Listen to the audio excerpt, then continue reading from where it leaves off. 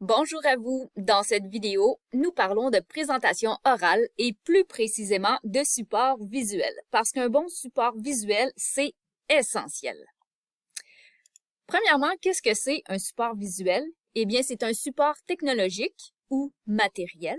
C'est un outil épuré, c'est-à-dire qui contient que des mots-clés. On y inclut des images, des graphiques, des tableaux, des cartes, etc.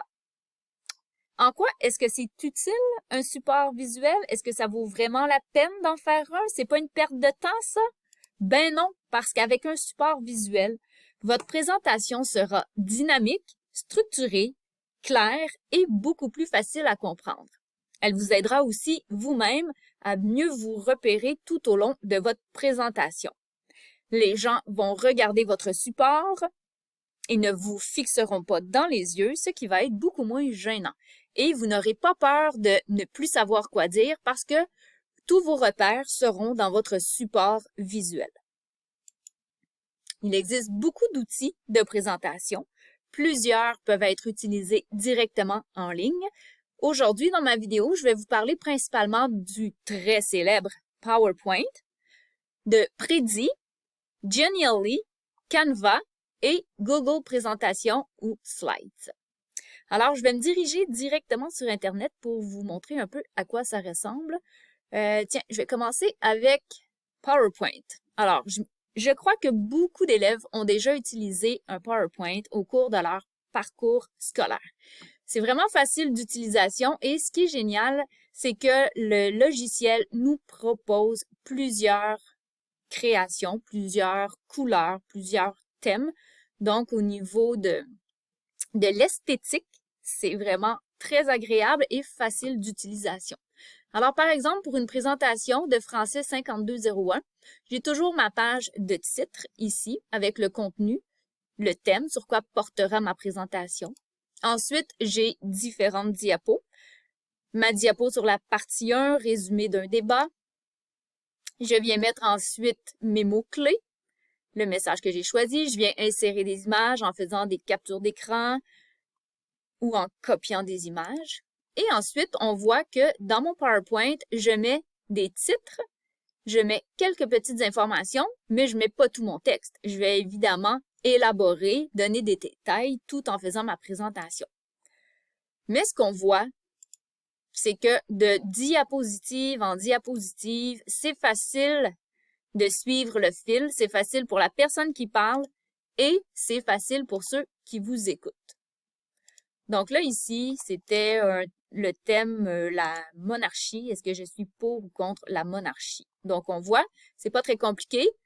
J'ai quand même plusieurs diapos jusqu'à maintenant. J'ai créé 12 diapos. C'est facile d'utilisation. Et si vous avez un compte Microsoft, hein, les élèves ont tous un compte Microsoft fourni par le Centre de services scolaires, alors vous avez automatiquement accès à PowerPoint, que vous soyez à l'école ou à la maison.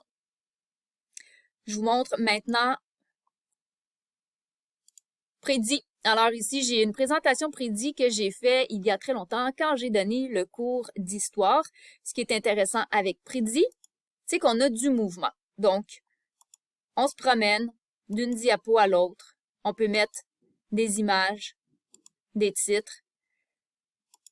Il y a un effet visuel qui est très intéressant. On peut se promener, on peut zoomer in, zoomer out. Faut faire attention, ça donne parfois le mal de cœur si on va trop vite, mais au niveau esthétique, c'est vraiment intéressant. Je vous montre ensuite, ici, je suis sur le site de Genially. Donc, on nous propose plusieurs outils, plusieurs façons de présenter. Il y a des présentations qui sont déjà toutes faites. Il nous reste seulement qu'à mettre nos mots-clés.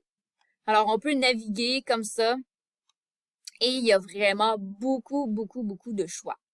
Genially, c'est en ligne et on voit, je me suis connectée avec mon compte Google. On peut se connecter avec Microsoft. Si vous avez envie aussi de quelque chose de très créatif, Canva, on a plusieurs options. Créer des documents, utiliser un tableau blanc, faire des présentations, faire des affiches. On peut créer des petites affiches pour les publier sur les réseaux sociaux. C'est vraiment facile d'utilisation. Encore une fois, on sélectionne ce qu'on veut Et là, on va avoir plein d'options de Canva déjà tout fait. On n'a qu'à écrire nos mots-clés, mettre nos images. Le point de vue esthétique est très intéressant ici aussi.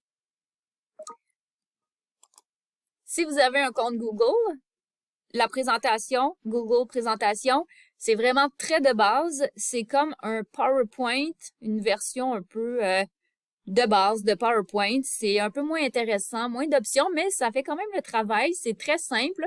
On se perd pas trop. Donc, on voit que nous avons beaucoup d'options qu'on peut utiliser pour nos outils de présentation. Alors, je vous encourage à trouver celui qui vous plaît le plus. Essayez d'avoir un bon rapport entre le temps que vous consacrez et le produit final.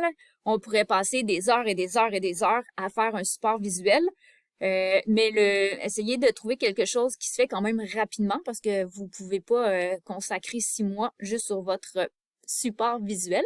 Explorez, trouvez celui qui vous semble le plus adapté à vos besoins, celui que vous trouvez qui est le plus facile d'utilisation. Et puis, ce support visuel va certainement vous aider avec vos présentations. Vos présentations seront maintenant vraiment dynamiques, structurées, claires et faciles à comprendre pour ceux qui vous écoutent. Alors, j'espère que ma vidéo vous a été intéressante. Je vous laisse maintenant explorer.